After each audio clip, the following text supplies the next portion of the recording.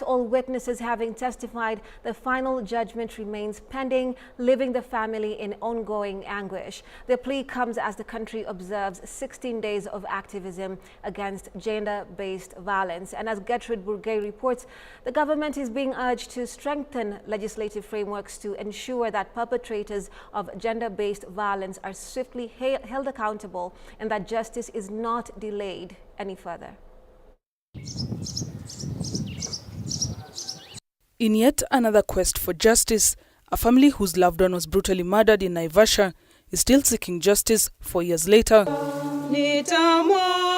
In November 2019, the family of 15-year-old Valerian Njeri was struck by a devastating shock when they found her body lying in a pool of blood outside their home in Mirera Estate, 20 kilometers from Naivasha town. The Form 2 student had been stabbed over 10 times, allegedly after rejecting the sexual advances of a 16-year-old boy. The suspect was arrested and charged in court. However, the case has dragged on for years, with the family still waiting for a final judgment. Kesi kama hii ingeweza kuamuliwa mapema, hata ingezuia mambo mengi yale ambayo yanatendeka katika nchi yetu ya Kenya. Wamama wanauliwa ni kama hawana haki, wasichana wauliwa ni kama hawana haki, wamekuwa kama mbuzi ama ng'ombe kuchinjwa kila siku. It's very painful for the family. Instead of healing, tunaendelea kuugua kidonda. Na 4 years si rahisi, haijakuwa rahisi. Unapofika pale, natumia mambo mengi, lakini yakuwa uchungu. So, tumeshindwa tunaenda wapi. According to John Dungu, Valeria's father, the prolonged wait has taken a significant toll on the family, mentally, emotionally and financially. Kukuja na kurudi, mtu anagaramika pale. Imekuwa changamoto pia hata kazini, kwamba kila wakati unapoenda ku approach wa boss, unaomba ruhusa kusudi uende kuhudhuria kesi karibu kila mwezi. Na unajua like now ninatumia leave balance yangu ya 2025 and you are still in 2024. Already tayari 2024 imeisha na inakuwa aibu kwa sababu I need justice. My family needs a justice. Mtoto amelala for 4 good years. Watuambie ukweli. As the family continues to suffer, they're left to watch in disbelief as the suspect, now in university, comfortably continues with his studies. Ninaomba sana Mungu aweze kuingililia kati kwa mwenye anahusika kwa hiyo judgment, aweze kufanya hiyo justice. Juu ninajua justice delayed, justice denied. Niko na uchungu sana moyoni mwangu kwa sababu ni mtoto wangu, nilikuwa na matumaini naye. Na imefika mahali naona haki yake kama amelala hakuna. Ninaona haki ya mwenye alihusika, yeye ndio ako na haki. This comes as the government has been challenged to ensure proper legislative framework that will help hold perpetrators of gender-based violence to account and to ensure there's no delay to justice. Gertrude Bourguet, K24 TV. I will be having that conversation as we go into the bit of the interview part of this bulletin. Now, it is congratulations which are indeed in order for the People Daily after 32 years of publication, and our environmental reporter Gita Wanjiku now traces the newspaper's journey as People Daily responds to changing reader demographics, with traditional print readers declining and younger audiences preferring digital platforms. For the last 32 years, People Daily newspaper has been setting the standard for the nation, churning out thousands of copies to educate, inform and entertain. The publication's history demonstrates adaptability, launching as a weekly newspaper in 1992 and becoming a daily in 1998 and pioneering a free distribution in year 2004. At People Daily, we believe small actions lead to monumental changes. And today, according to MediaMark's Chief Executive Officer Ken Garoya, marks a new journey for the publication. Garoya says the digital transformation will maintain the publication's commitment to quality, people-oriented journalism while adapting to modern consumption habits. We are not ending journalism. We are propagating journalism to the next level where we can reach millions of Kenyans every day through our products. The move is also key in addressing deforestation, with PD stopping the printing of thousands of copies every day.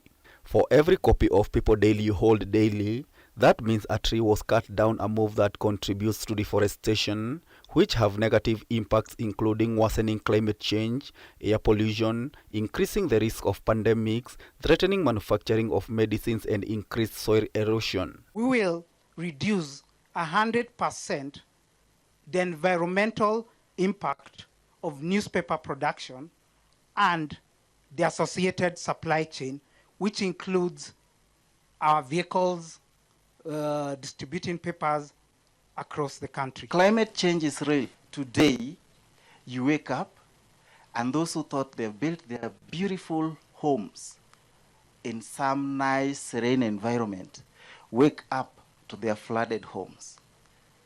You have been directly or indirectly affected by the effects of climate change. Garoya added that environmental sustainability through digital distribution will help eliminate print editions. The transition will also reduce air pollution, minimize water and energy consumption, as well as cut down on waste generation. Production of newspapers in the print model produces a lot of waste in terms of paper. It also pollutes the environment because we have our printing presses emit fumes that are pollutants.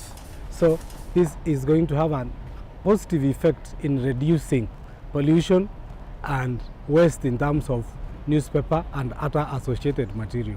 It's a great honor for the initiative that the MediaMax Network Limited is taking today to plant trees.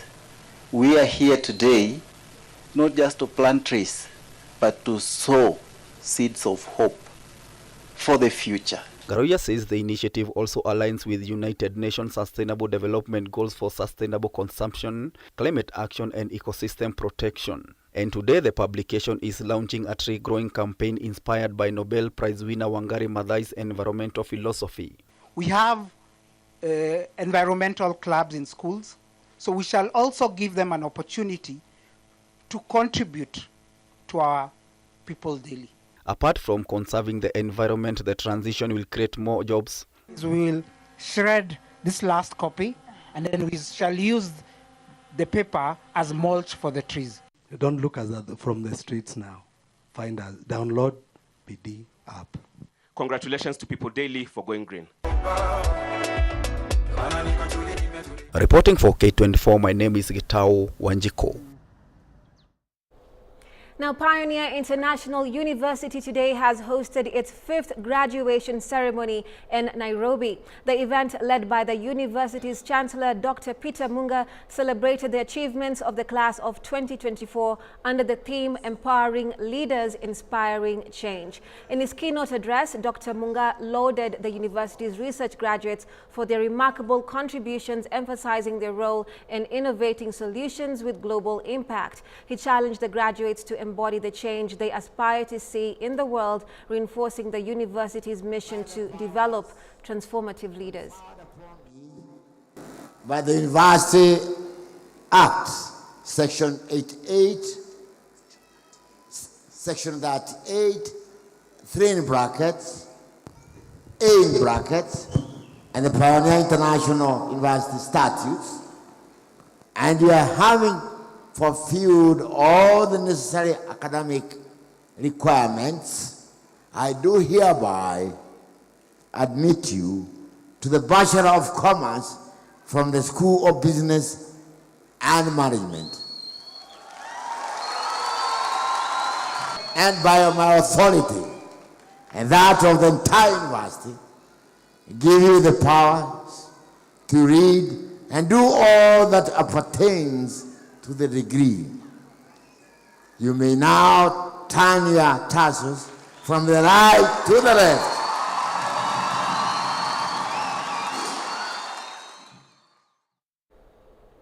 Now, Abojani Investment has hosted its 4th Economic Empowerment Conference in Nairobi, bringing together over 300 participants to address the pressing need for a stronger saving culture in Kenya under the theme Building Staying Power for African Households and Businesses. The conference emphasized the importance of financial literacy, innovative saving solutions, and public-private collaborations to secure the future of families and businesses. Keynote speaker Dr. Dan Gikonyo, alongside industry leaders, urged Kenyans to start saving early and highlighted the role of insurance and policy innovation in safeguarding savings. The event comes amid concerns over Kenya's low savings rate, which lags behind the African average, and rising economic challenges impacting household financial stability.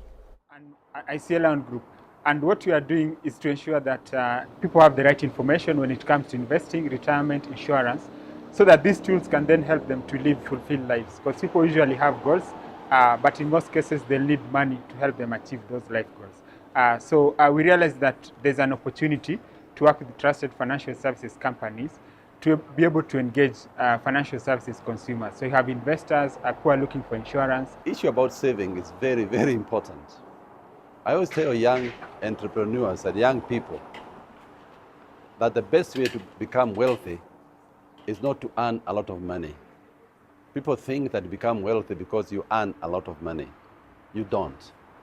You become wealthy because you save the money you earn.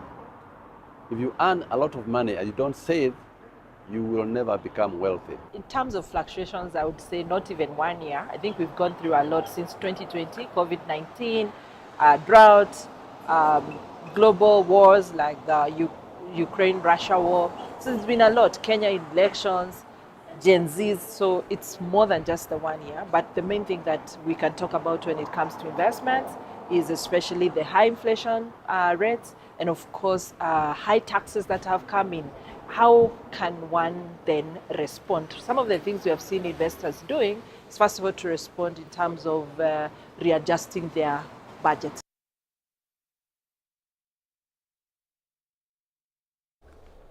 Now, the Sisters Blended Value Project, SBVP, has successfully concluded a 3-year phase across Kenya, Tanzania, Uganda, and Zambia. Since its inception in 2022, SBVP has equipped sisters with vital skills in leadership, financial management, and project execution, fostering self-sustaining social enterprises that create jobs and improve communities. The initiative stemmed from a 2021 SBS-led baseline survey that identified critical challenges faced by sisters managing income-generating activities.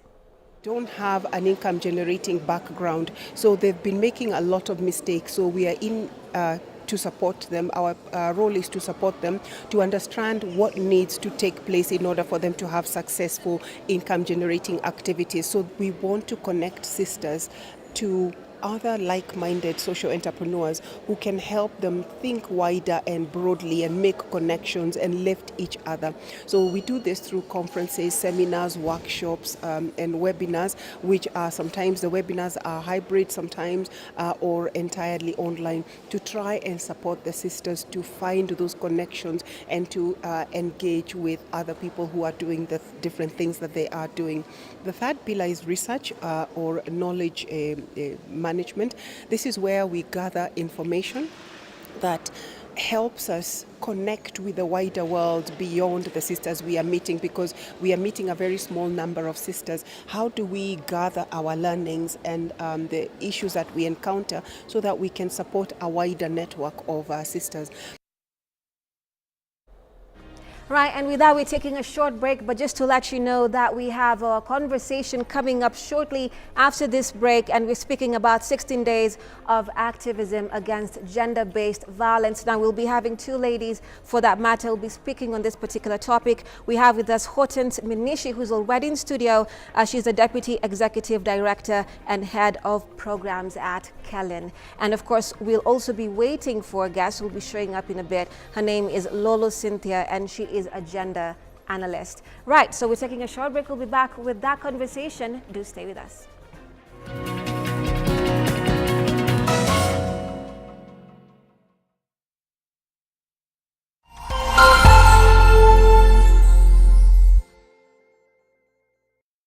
Mozart Casino Jackpot. Zungusha gurudumu la furaha. Kuwa mshindi. Mozart Bet.